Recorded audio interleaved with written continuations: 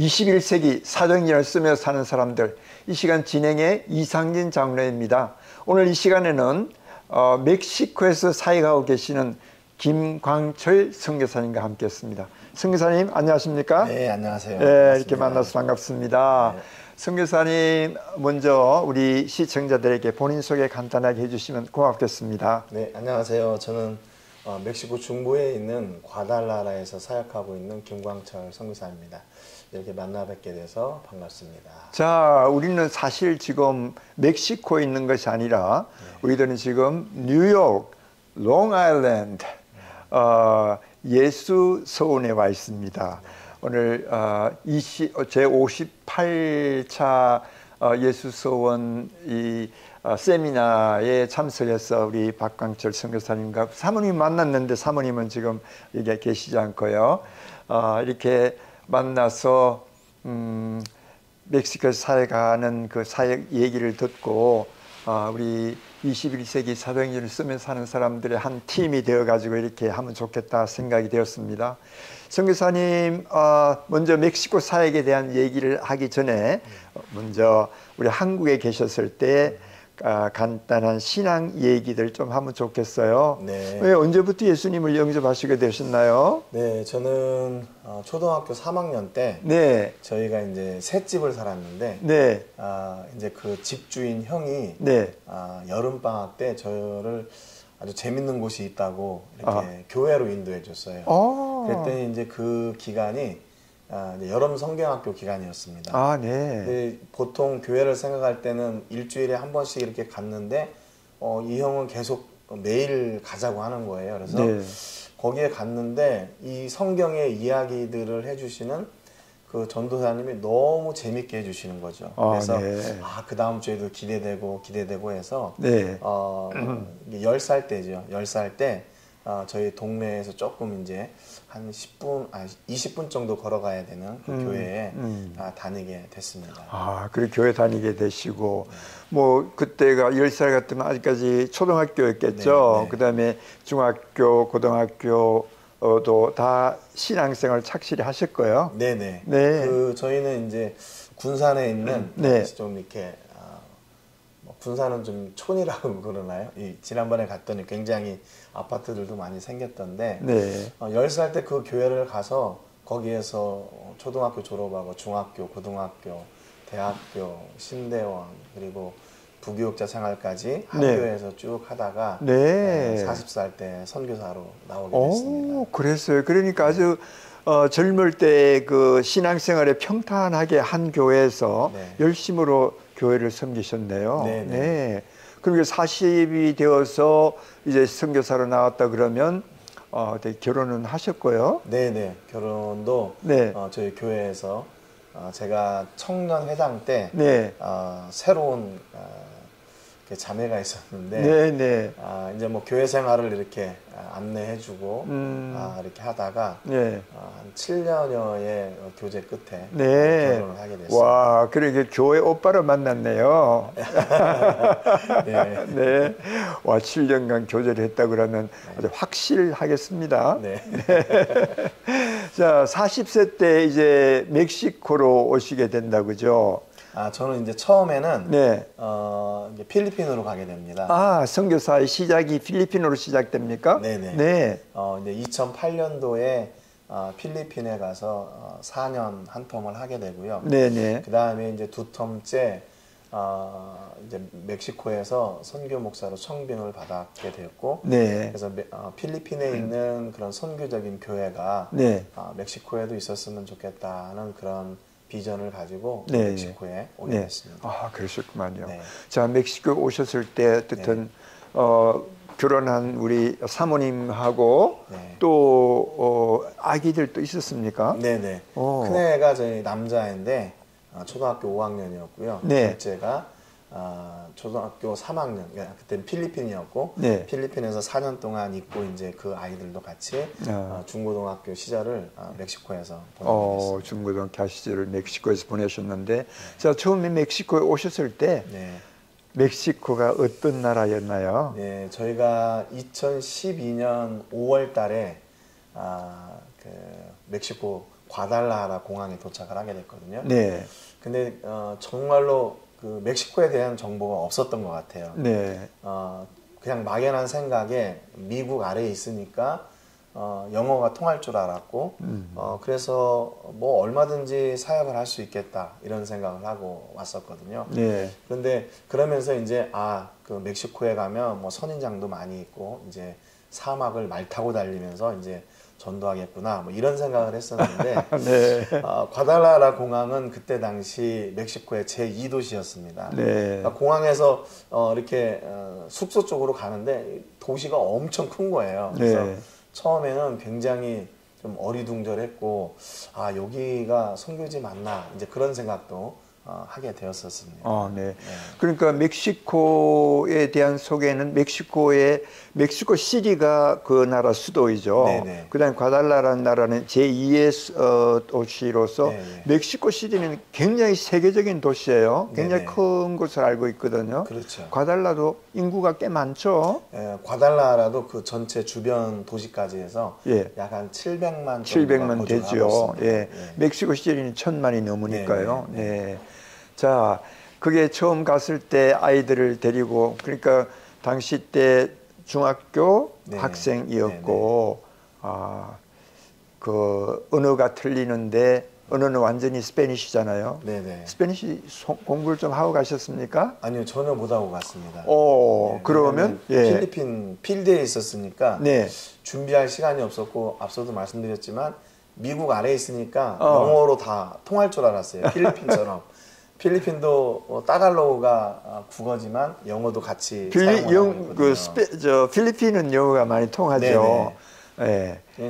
멕시코도 당연히 그럴 줄 알았는데 네. 그게 착각이었던 거죠. 자, 그러면 처음 오셔가지고 언어 공부하시는 좀 힘드셨겠어요? 그렇죠. 네. 처음에 이제 숙소를 구하고 네. 집에 물건들을 이렇게 구매하려고 네. 그때 쇼핑몰에 갔는데 영어가 안 통하는 거예요. 네. 근데 사람을 불러가지고 매니저를 불러서 그때서야 영어로 이렇게 소통을 하고 네. 물건을 구매해 갖다 놓고 네. 그래서 이제 느낀 게 여기서는 영어가 안 통하는구나. 네. 그래서 사역을 하려면 일단은 에스파뇰을 배워야겠구나 이렇게 네. 생각을 하고 아이들은 이제 이중어를 사용하는 에스파뇰하고 네. 영어를 사용하는 학교에 들어가게 됐고 네. 저는 이제 새벽기도 끝나고 바로 어학원에 가서 아침 공부하고 다시 와서 그렇게 하루를 시작하는 그 일상을 한 18개월 정도 한 보냈던 2년 것 정도. 같아요. 네. 아무래도 한국 분들은 영어는 어느 정도 하게 되니까 네. 영어를 잘 하게 되면 아무래도 스페니쉬는 다른 나라의 생소한 언어보다는 좀 쉽지 않을까 그렇게 싶거든요. 그러니까 저도 뭐 필리핀에 4년 있었으니까 영어를 완벽하게 하는 것도 아니었고 네. 그리고 에스파뇰로 배우다 보니까 이해할 수 없는 부분들이 많이 있었습니다. 네. 한국 선생님이 있었다면 네. 조금 더 이해하기 쉬웠을 텐데 네. 그냥 일반 학원에 들어가서 네. 멕시코 선생님이 멕시코 언어를 멕시코 말로 가르쳐 주니까 네. 이게 조금 더뎠던 것 같고 그렇죠. 이해가 좀 부족했던 것 같아요. 처음엔 이해가 좀 부족하고 네. 좀 시간은 좀 더 걸릴는지 모르지만 네. 오히려 그것이 네. 멕시코 오랫동안 장기 사역을 하시면서 이 멕시코 사람들하고 대화하려 할 것 같으면 원어민한테 배우는 것이 낫지 않을까 하는 그런 생각도 드는데요. 네네. 만약에 이제 에스파뇰을 처음 배우는 분이 계시다면 네. 처음 이제 기초 과정은 뭐 영어나 아니면 한국어나 익숙한 언어로 배우고 네. 그 다음에 이제 중급 과정부터는 원어민들에게 직접 배우는 것을 추천을 드립니다. 그렇죠. 네, 그러면 이제 훨씬 더 어떤 기초가 있으니까 네. 이걸 빠르게 네. 잘 배울 수 있을 것 같아요. 지금은 거기 가신 지가 10년이 훨씬 넘었잖아요. 네. 예. 네. 이제 뭐 스페니쉬는 퍼펙트하게 잘 하시죠? 그렇게 못합니다. 예. 이제 그 조금 더 젊을 시절 때에 그 나라의 언어를 배우면 빨리 습득이 되는데 나이가 조금 든 다음에는 거기에 대한 조금 그 슬로우하는 게 있을 거예요. 그러나 제가 볼 적에는 스페니쉬는 잘 할 수 빨리 습득되지 않을까 그렇게 생각이 돼요. 네. 자, 그러면 교육하는 데는 어려움이 없었고요. 자녀들. 예, 자녀들 교육은 이제 자녀들이 학교 다닐 때는 잘 몰랐고요. 네. 나중에 이제 아이들이 고백을 하는 게 힘들었죠. 처음에는 힘들었고. 힘들었고 멕시코는 또 은근히 인종차별이 있습니다. 네. 그래서 학교에서 좀 이렇게 처음에는 잘 하나가 되지 못하고 그런데 선교사 자녀로서 또 그 일을 자기들이 감당을 해야 되고 하니까 처음에는 굉장히 힘들었던 거죠. 그리고 4년 동안 필리핀에 있으면서 좀 적응하려고 하다 보니까 네. 다시 이제 환경이 바뀌었고 또 거기에서 이제 일어나는 여러 가지 문화 차이나 그 필리핀 아이들하고 여기 멕시코 아이들하고의 좀 다른 점 네. 그런 것들 때문에 좀 고민이 네. 많았다고 네, 들었어요. 그렇죠. 네. 그 부모님께서는 하나님의 인도하심을 따라서 선교 사역지를 가지만 자녀들은 또 어리기 때문에 같이 동행할 수밖에 없는 그런 처지 속에서 그 나중에 잘 적응되고 빨리 문제가 없으면 부모로서 제일 좋은데 네. 자녀들한테 그런 조금 부정적인 얘기를 듣고 힘들었다는 얘기를 들으면 참 부모님으로서 마음이 아프죠. 네, 그렇죠. 자, 그러나 이제 시간이 지났습니다. 네. 지금은 대학교에 다니고 있습니까? 큰아들은 네. 대학교를 한국으로 갔고요. 네. 그리고 군대 갔다 와서 졸업하고 작년에 졸업하고 이제 취업 문을 두드리고 있습니다. 아, 그렇습니까? 그리고 딸은 이제 둘째인데요. 네. 둘째 딸은 휴스턴에서 네. 공부하러 갔다가 네. 코로나 기간이었어요 그때가. 네. 그래서 하숙집하고 교회하고 이렇게 학교는 다 문 닫았고 네. 그렇게 열심히 다니더니 교회 찬양 리더하고 2023년에 결혼을 했습니다. 네. 이제 23인데 네. 이렇게 일찍 결혼을 했어요. 그래서 네.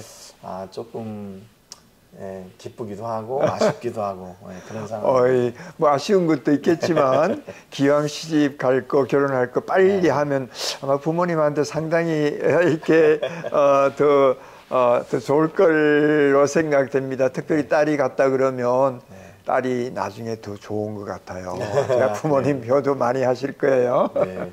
예, 자 이제 선교사님께서 지금 선교 현장에서 하시는 사역들은 어떤 사역을 하고 계시는지요? 네, 저희는 이제 두 가지 네. 이렇게 틀로 사역을 하고 있습니다. 네. 하나는 교회 사역이고요. 네네. 하나는 저희가 NGO 사역을 하고 있습니다. 네. 왜냐하면 이제 멕시코는 좀 이렇게 천주교 국가고 복음을 전하는데 그렇게 크게 방해를 받지 않지만 네.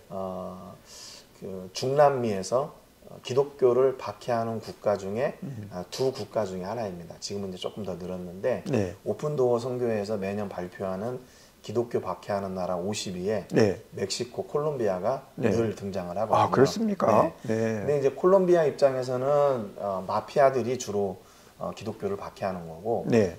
멕시코에서는 이제 정부에서 이렇게 정책적으로 네.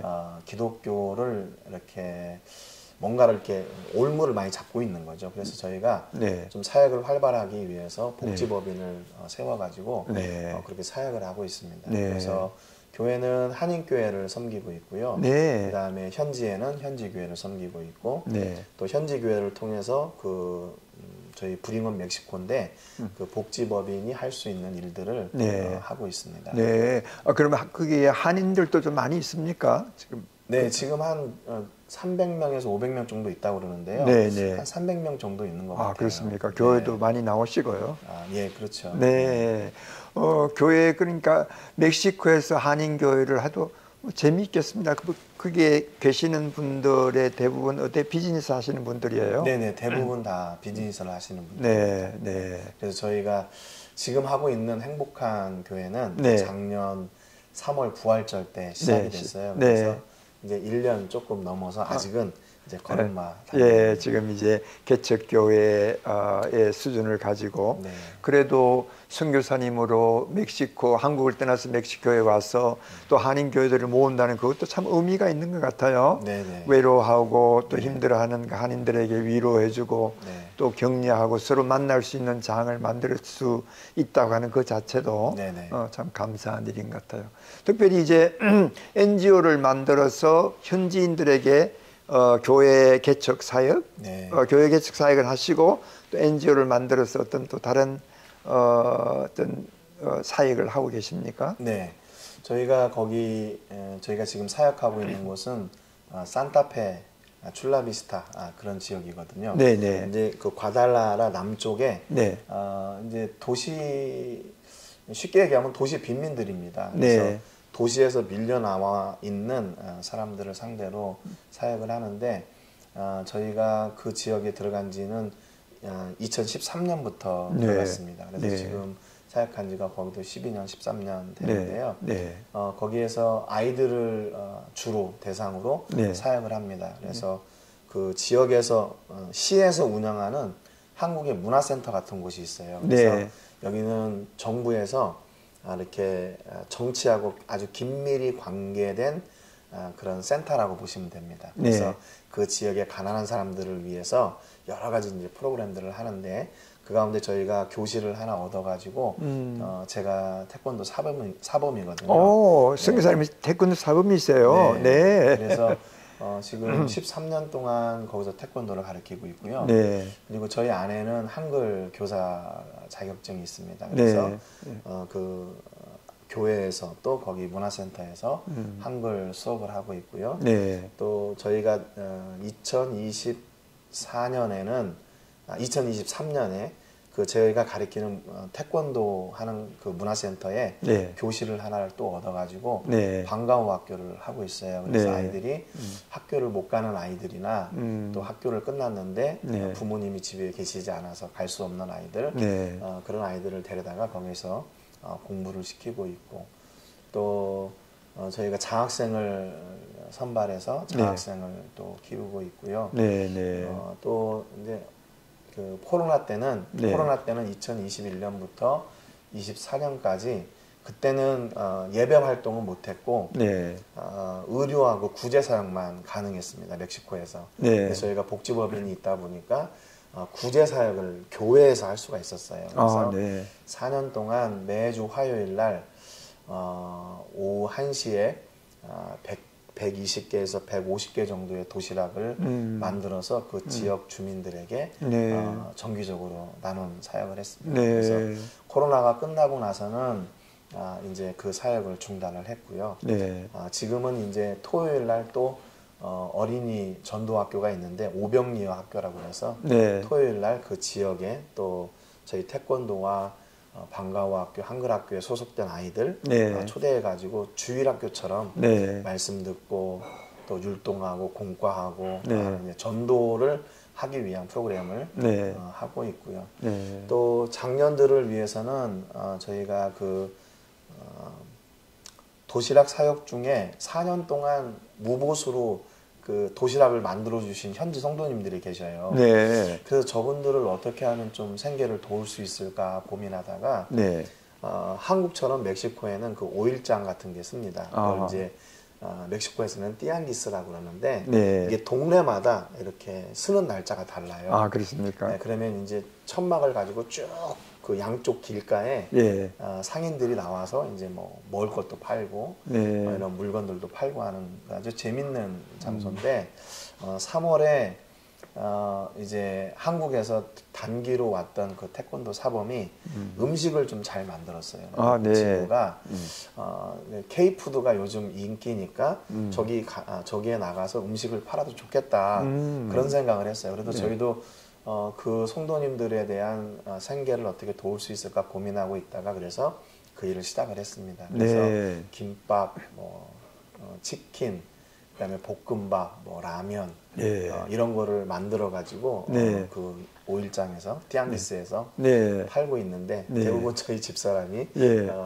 그 매니저 일을 같이 이렇게 그렇습니까? 하고 있습니다. 예. 네. 그래서 거기서 조금 수익이 나오면 그래도 같이 일하시던 분들에게 조금 저기 나눠주어서 그렇죠. 좀 생계에 조금 보탬이 될 수 있도록 그렇게 되는 프로그램이네요. 지금 선교사님 말씀을 들으니까 우리 한국에서 오신 선교사님, 멕시코에 오신 그 선교사님께서 아주 소박하면서 심플하면서 꼭 그 지역에 필요한 것을 공급해주고 말씀으로 그들에게 그 복음을 전가할 뿐만 아니라 어린이들을 위한 미래에 좀 지향적인 그런 생각을 가지면서 태권도, 한글학교, 완전히 한국 애국자 한국에서 파송된 큰 사절단 같은 외국안 역할을 선교사님으로서 아주 정말 멋지게 하시는 것 같아요. 맞습니다. 자, 이 사역 하시면서 어떻게 제일 보람된 때는 어떤 때였나요? 제일 보람된 때는 이제 지난주에 저희가 이렇게 장학금을 줘가지고 고등학교를 검정고시로 나온 친구가 있어요. 저희 사역을 지금 돕고 있는데 나이는 많은데 또 공부 시기를 놓쳐가지고 검정고시를 본 친구가 있는데 그 친구가 성적표를 이렇게 가져왔더라고요. 자기 졸업을 해가지고 이렇게 성적을 받았습니다. 그래서 사실은 저희가 그동안에도 아이들을 많이 이렇게 후원을 했어요.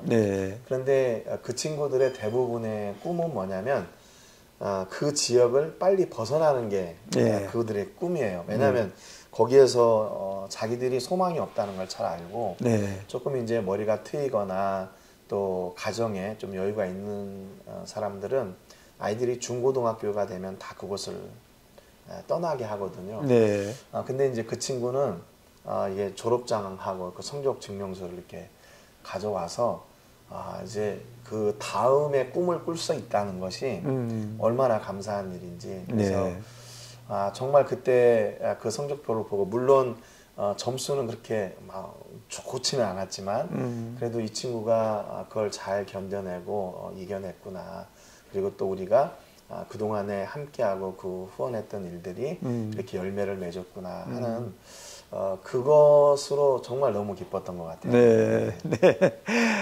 정말 소박한 그런 사역 가운데서 그 사람들, 젊은이들을, 현재 젊은이들에게 교육 미래에 대한 비전을 심어주는 것만큼 또 귀한 것이 없는 것 같아요. 특별히 학생들이 졸업을 하고 또 졸업한 후에 또 찾아와서 감사하다고 또 인사를 하고 할 때는 뭐 선교사님 뿌듯함이 많이 있겠죠. 자, 얼마 되지 뭐 그렇게 짧다면 짧고 길다면 긴 세월 동안에 멕시코 사역 동안에 또 힘들 때도 있었겠죠. 있으면 좀 나눠주시면 고맙겠습니다. 여러 가지가 있었는데요. 제가 지금 시작하는 한인교회가 3번째 교회거든요. 청빙을 받고 그 교회가 교회에서 뭐 쉽게 얘기하면 뭐 쫓겨나게 됐고 속사정은 이야기할 수 없지만 두 번째 교회는 한 10년, 11년 하고 코로나 기간을 기점으로 해서 또 목회를 포기해야 됐고 그런 아픔이 있었고 또 현지 교회도 이제 첫 번째 교회, 두 번째 교회를 개척하고 현지 교회에다 이양을 하고 세 번째 교회를 개척을 했는데 그러면서 저희가 2022년도에 1월 달에 집에 있을 때 강도를 만났습니다. 그래서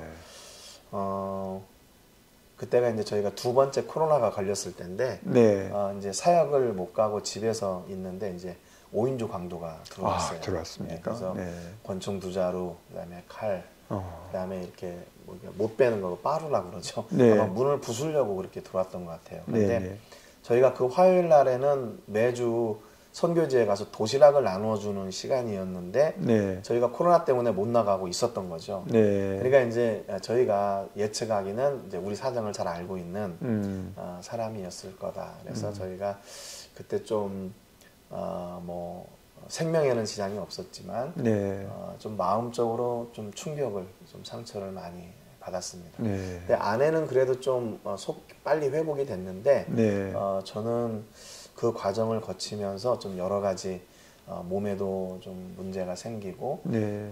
또 심리적으로도 좀 트라우마가 있고 네. 그래서 주변 선교사님들은 빨리 그 지역을 떠나야 된다 이렇게 말씀하시는데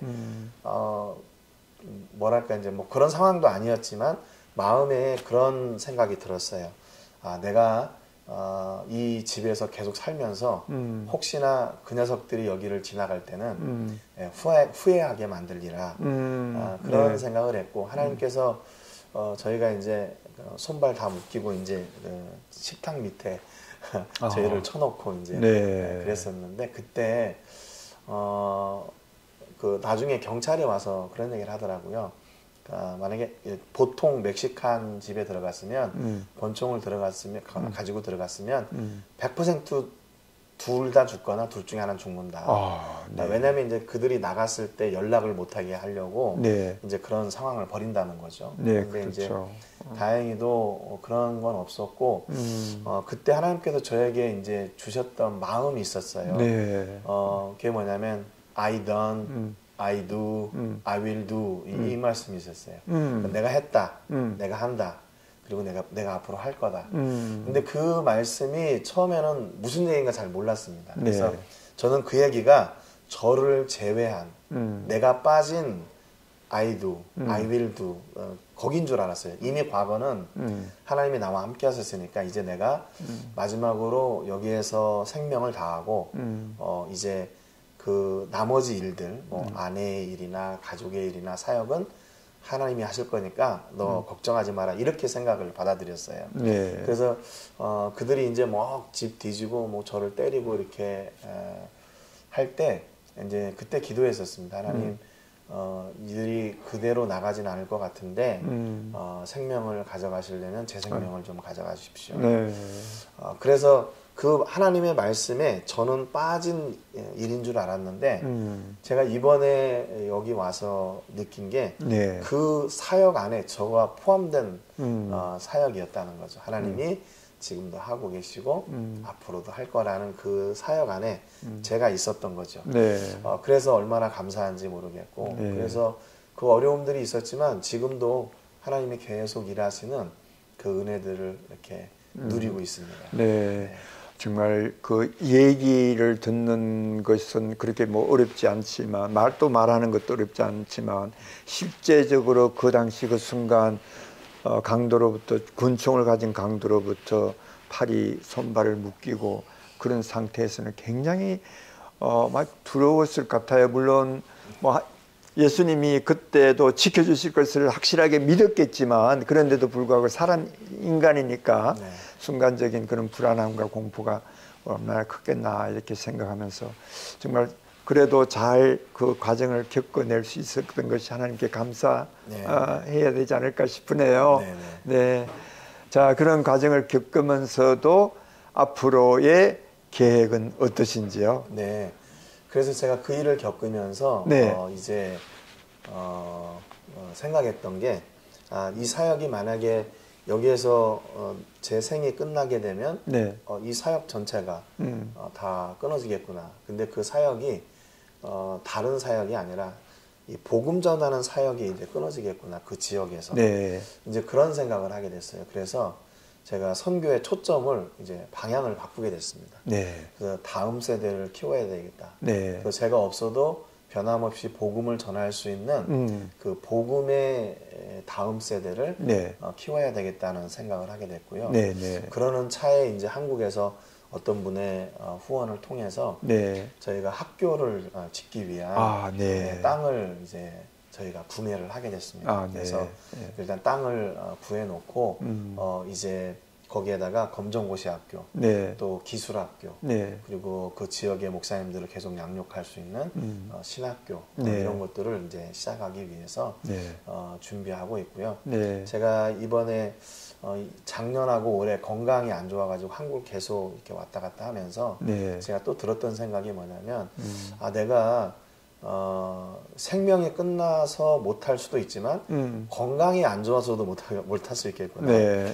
이런 생각도 들게 됐어요. 그래서 건강도 잘 지켜야 네. 이 사역을 계속해서 이제 해 나갈 수 있겠다. 네. 저희는 지금 다음 세대를 키우는 일, 그리고 아까 그 띠양기스에서 장사하시는 분들을 위해서 지난주에는 저희가 작은 식당을 하나 계약을 했습니다. 아, 네. 네, 그래서 네. 이제 거기에서 계속 지속적으로 식당을 하고 거기에 나가서 띠양기스도 하고 그다음에 이제 그 지역에 계시는 이제 노인분들께는 네. 일주일에 한 번은 저희가 아주 싼 가격으로 네. 이렇게 도시락을 또 네. 배달을 할 그런 계획을 가지고 있습니다. 네, 우리 김광철 선교사님 멕시코에서 지금 12년 차 사역을 하고 계시면서 앞으로의 바람이 우리 2세대를 키우기 위해 가지고 다음 세대들을 키우기 위해 가지고 학교를 짓고 기술학교 그리고 또 검정고시학교. 예, 검정고시학교 그리고 또 어른들을 위한 신학교 이것을 통해서 어떻든 우리 김광철 선교사님을 통해서 많은 미래의 그 멕시코의 젊은이들이 정말 다시 새롭게 일어나서 멕시코를 변화시킬 수 있는 인재들이 일어나기를 간절히 바라겠습니다. 아멘, 감사합니다. 우리 김광철 선교사님 함께해 주셔서 대단히 감사합니다. 네, 감사합니다. 감사합니다. 시청자 여러분, 그럼 우리 21세기 사도행전을 쓰며 사는 사람들은 열방에서 수고하고 계시는 선교사님들과 함께 신앙 얘기, 사역 얘기를 나누면서 여러분들과 함께 네트워크를 이루기를 원합니다. 많이 기도해 주시고 또 후원해 주시면 감사하겠습니다. 그럼 여러분 다음 시간까지 안녕히 계십시오.